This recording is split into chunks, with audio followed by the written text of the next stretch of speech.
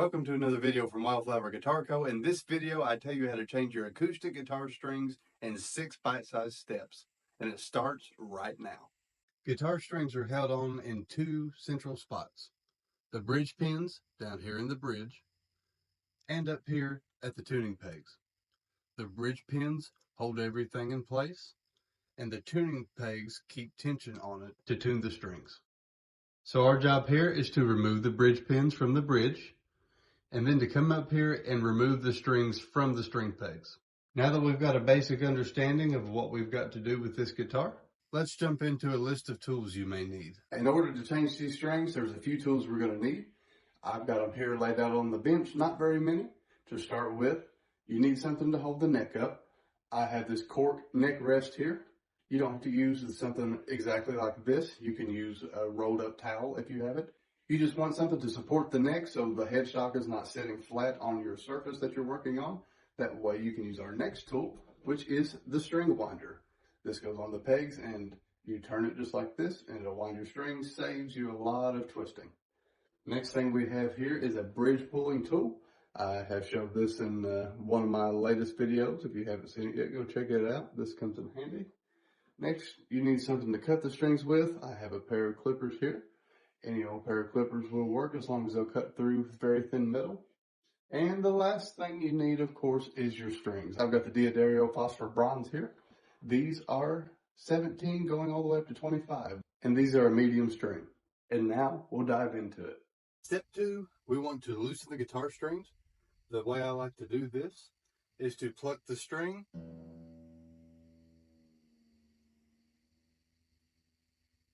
and to listen to it as I tune it. There are multiple ways that you can do this, and I'm going to go into 2 ways for you. The tools I mentioned in the earlier clip are ones that will make this process a lot speedier and a lot more efficient, but are not tools that you necessarily have to do this job. So I'm going to show you 2 different ways to do this. First way is without a string winder, and the second way is with the string winder. When I loosen my guitar strings, I like to alternate them, doing top, then bottom, second to top, second to bottom, and then the 2 middle strings. Doing it this way keeps even pressure on the nut. So let's begin. The high E string, B string, and G string here, I will do without our string winder. The low E string, A string, and D string here, I will do with the string winder. So you can see both ways.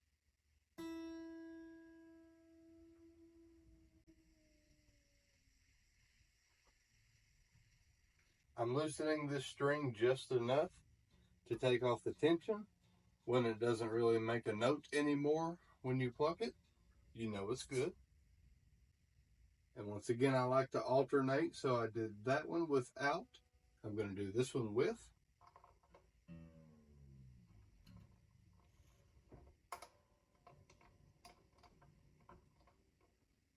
Now the B string.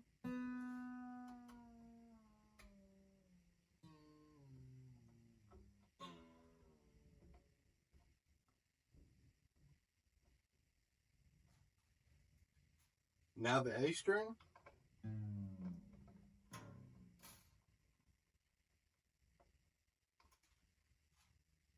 Now the G string.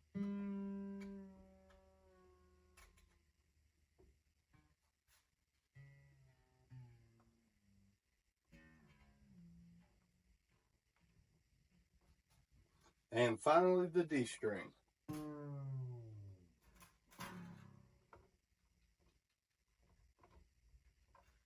Once all your strings look like this, you're ready to move on to the next step. Removing your bridge pins can seem intimidating, but in this next step, I'm going to give you 3 easy ways to have you removing your bridge pins like a pro. On to step 3, removing the bridge pins. We're going to remove these bridge pins right here. I'm going to show you 3 different ways to do this. First way is going to be with our string winder. Second way is going to be with our bridge pin puller. And the third and final way, I'm going to show you how to do it with no tools at all. Most string winders have a little notch cut out in them here. That notch is just the right size for a bridge pin. It's designed to slide it up around the bottom part of the bridge pin. And when you give it leverage and ease it back, it'll pull right up. When I pull my pins from my bridge pins, I like to keep them in order. And the best way to keep them in order is to take a little piece of masking tape, or any low tack tape will work. Once I get the bridge pin pulled out, I just stick it here to the tape. That way I know it's not going anywhere, and I can keep them in order to put them right back the way that they came out. Now I'm going to take my string winder again, and I'm going to pull out this second peg the same way I did the first one. I'm going to line the slide up down here at the bottom. I'm going to keep a little bit of pressure on the guitar, and I'm going to put my finger behind it and just kind of push it and work it underneath of there until I get a good bite. And then I'm going to slowly start pulling backward to just pull that thing right out of there. I'll set this aside, and I'll set this right here with the other one. Moving on to our bridge pin pulling tool here. This serves the same purpose as the slot on our string winder here. It's meant to slide below the bridge pin here. The upside to using the bridge pin puller tool versus the slot in the string winder is that this is kind of thick, and sometimes it's hard to get underneath of it. This has a really thin design that allows you to get underneath of the bridge pin, and in some cases something like this can be a little bit easier to use.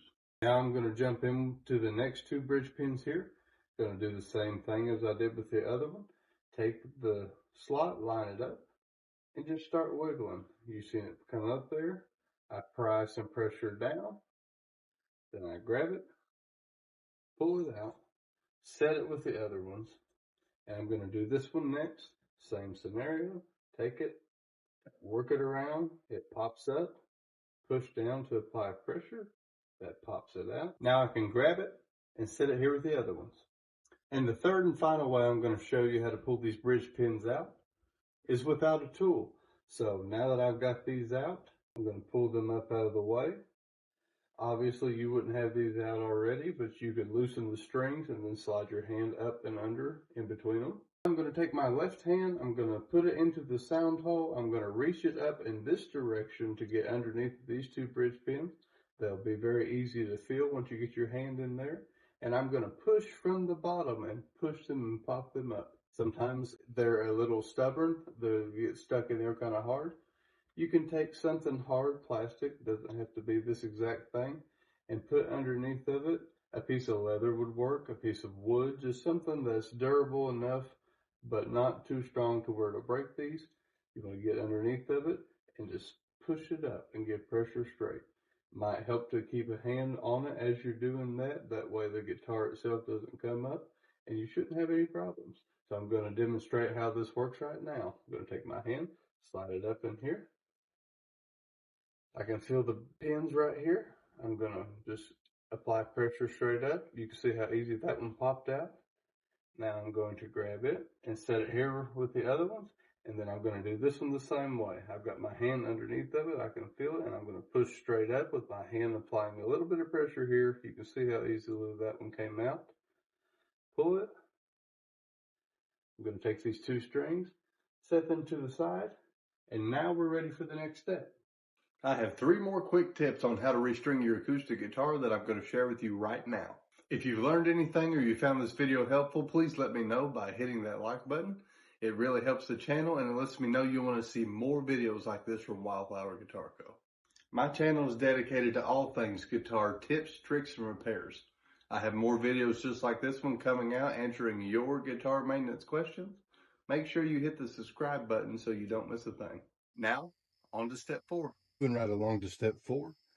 When it comes to taking your strings off, almost every other creator that has covered this topic will tell you that once you have taken your string tension off, once you have loosened your strings, you cut the string, and it makes it easier for you to unwind here at the string peg and down at the bridge pins that we just covered.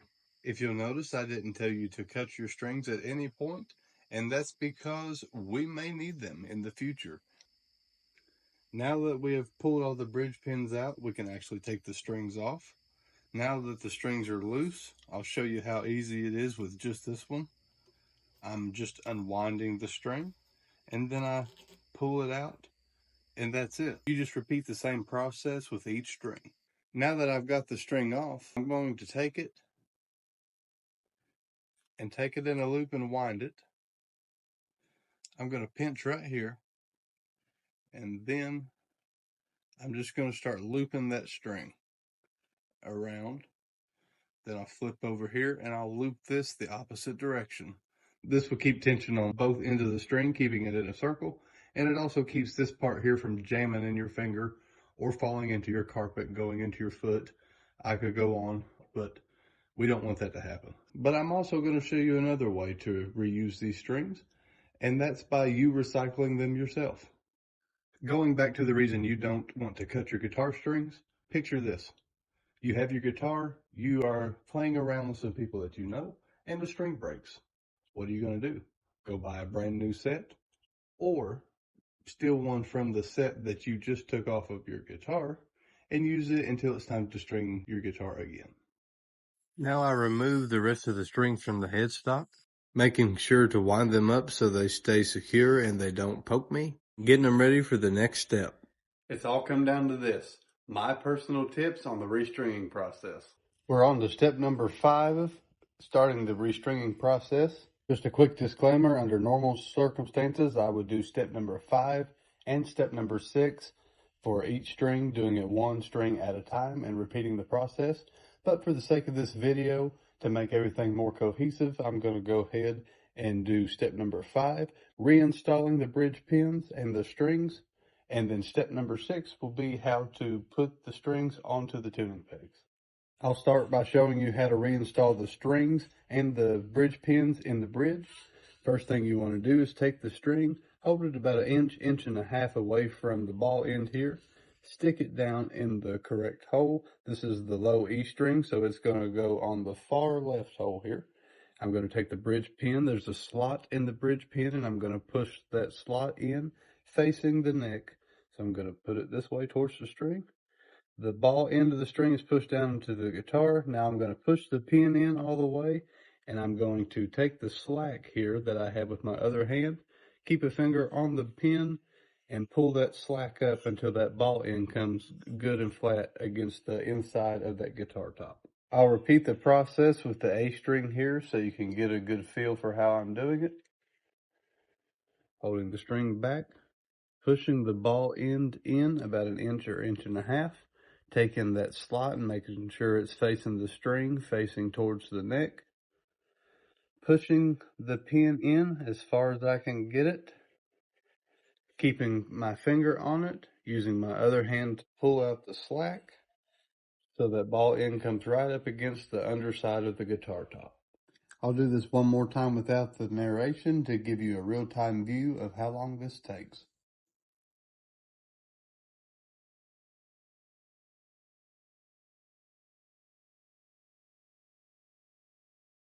And I continue the process with the next 3 bridge pins. And last but certainly not least, time for step 6. We've got all the bridge pins in. Now it's time for step 6, putting the strings back on the guitar. This step can be done with or without a string winder. I will do the low E string and show you without a string winder. And then I will do the high E string and show you with the string winder. I like to alternate my pressure on the nut by doing one string on the left side and then one string on the right side. This puts even pressure on this nut right here and keeps it still and from flying across the room because of too much pressure on one side. First thing I like to do whenever I change my strings is make sure this little hole in the string peg up here is facing outwards towards the tuning key. Doing this allows our string to go through the hole. And as soon as we start turning, it's going to grab that string and start to tighten it. I like to pull my string and measure to about the next tuning peg. I keep that held back here.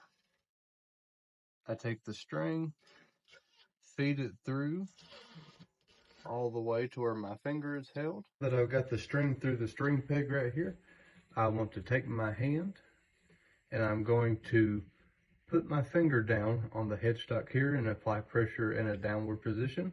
Then I'm going to take my thumb here and pull up and create slack on this string. Now I'm going to begin to turn it that way, so that would be counterclockwise. And I'm just going to start twisting while this thumb keeps pressure up on the tension on the string, and this finger keeps the string going down. You can take this tail and kind of stick it up out of your way for an easier time. I'm just going to continue to spin this counterclockwise. The string, as you can see, is starting to wrap around the post. And I'm just going to continue to do that, keeping my pointer finger here. Make sure all of these winds go underneath of each other. So it makes your winds look really neat, and it's very effective for keeping your string in tune. Definitely something I would recommend. You can see the more I tighten, the lower this finger is getting because the tension is getting tighter. You just continue doing the same motion, keeping tension on both. And then you have a very nice string wind here. The guitar string has tension on it. And now we're going to repeat the same process with the high E string over here with the string winder. I've got the hole in my tuning peg facing towards the tuning key here. You always want to make sure to take your guitar strings from the inside going out, never from the outside going in. Now I'm going to take the high E string.